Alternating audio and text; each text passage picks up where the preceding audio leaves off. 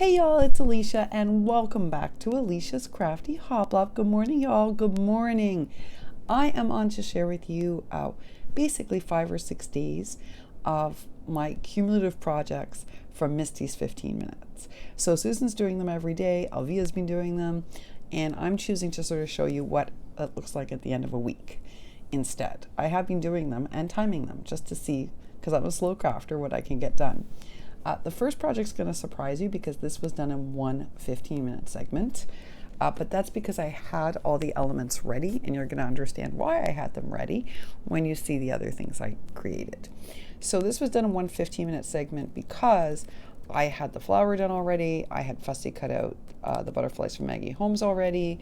The bottom piece is a piece from Maggie Holmes, a piece that I had a scrap. Over that is texture paste. Over that is watercolor and stamp and ink. This is a little wooden envelope that I stained. This is a cut apart from a magazine. This is some scrap paper. In real life, this has quite a bit of texture. And it really, basically what this was an inexpensive mixed media journal. I have a nicer one I use for teaching. This one is more for experimenting. And the cover kind of looked like that. Not very attractive. So I wanted to make the cover more attractive so that I would be inspired to pick it up and play in it more often. So this was actually done in a 15-minute segment, which is amazing because I am slow, y'all. I am very slow. So that's surprising. And I do time it just to see. And I have the alarm go off. So that was interesting. The next one took several 15-minute segments, which is why that flower was ready. This, y'all, is the same flower. Now, you'll see I made it dimensional on mine. Forgive my hands, y'all. It's first thing in the morning. I got gesso all over me. I've got ink all over me. Yeah, it's been busy. This is the same flower, y'all. It's just that I chose to make it dimensional and kind of splattered for this. But this is for my Meet Me with the Die Cut Swap partner. And she really likes pastels. And I watched her channel to get a sense of who she is. So I did go a deeper pink for her. I made her 3 just to show her what can be done with these. But these took a long time for 2 reasons. One is I don't love how the die cuts the flower out. So I end up fussy cutting them. I abandoned the die. So all of these were fussy cut. And I built mine up 3 times. You know, you don't need to because, like, look, for instance, this one is not built up 3 times, and look how great it is. So, because I am using 110, but I did just because the flat ones, I like the way, in case she wants to use pop dots and put them on a card, they look really pretty flat on a card and really nice dimensional on other projects.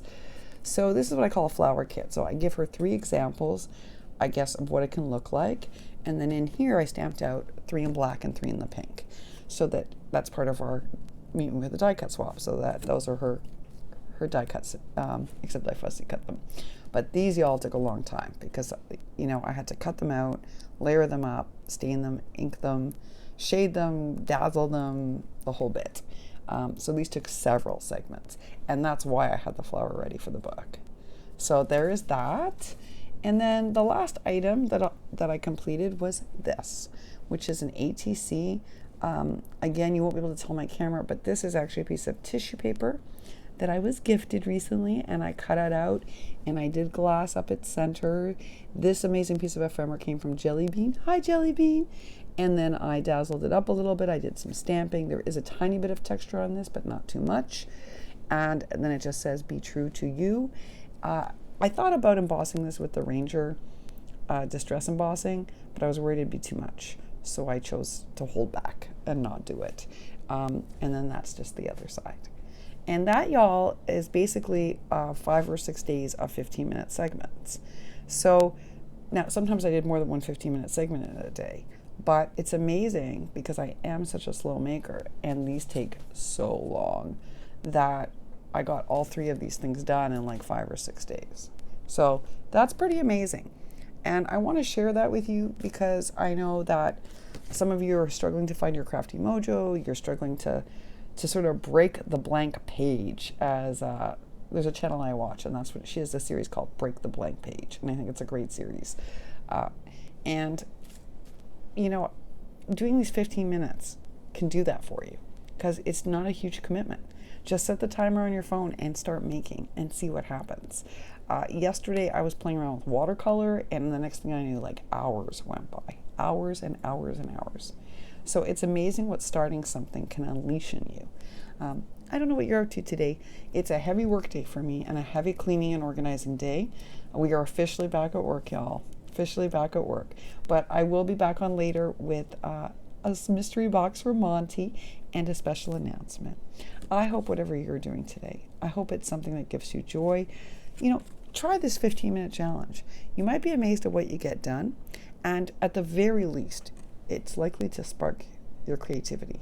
And I know we can all use that each and every day. It's like a muscle, y'all. Creativity is like a muscle. We got to exercise it. All right. A big thank you to Misty for coming up with this idea, and to Susan Tissy Tucker for promoting it. I think it's wonderful, y'all. All right. That is my weekly update, and I'll see y'all soon. Bye for now.